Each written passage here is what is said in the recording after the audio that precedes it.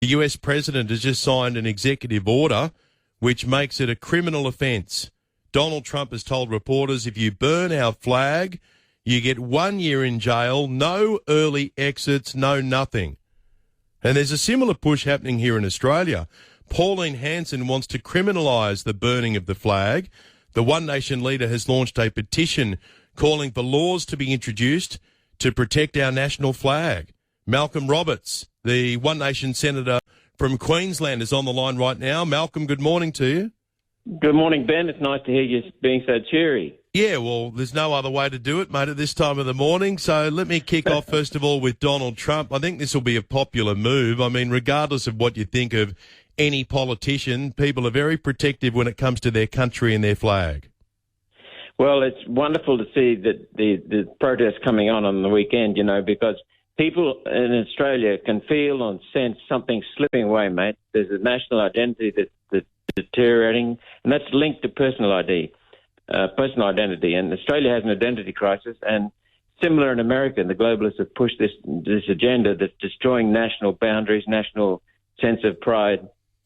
And Pauline can see that, and I can see that, and what we need to do is restore what it means to be Australian. So what are you suggesting should happen to someone who desecrates the Australian flag? Well, that's a matter for the Parliament. I haven't done too much thinking of that, but there should be serious punishment. It should be a breach of the law and punishable. And Donald Trump's gone for a year in jail. Why can't we do that? 30,000 people have signed the petition so far, and we've seen some of these incidents recently and in the past when you have a protest and then someone thinks, I know what I'll do. I'll pull out the Australian flag and then start lighting it on fire. And always Australians are very defensive when it comes to that, so that would outlaw such a practice. Well, I'm delighted to see Australians taking back our country. I understand and I can empathise very much with people's frustration and annoyance and anger. The government surrenders. It won't stand up for Australia. It won't stand up for Australians. It won't stand up for our flag. Australians witnessing every protest on Palestine and other protests, with hundreds of people carrying foreign flags and taking homes from us Aussies. They see the Hamas flag, which is banned. It's a terrorist flag. They can see that being hauled along and nothing done. And yet people are frowned upon if they carry an Aussie flag. It's crazy. A nation is not just a shoreline. We're an island nation, but it's not just the dirt that we've got here. It's the sense of culture and national spirit. It's the glue. You can't touch it, but you can feel it.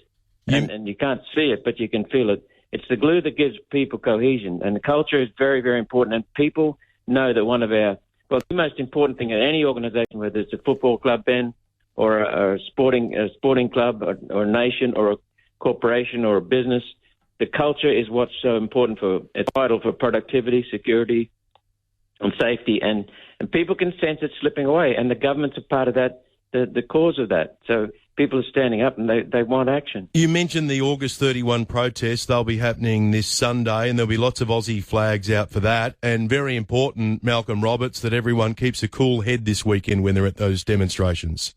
Absolutely, Ben.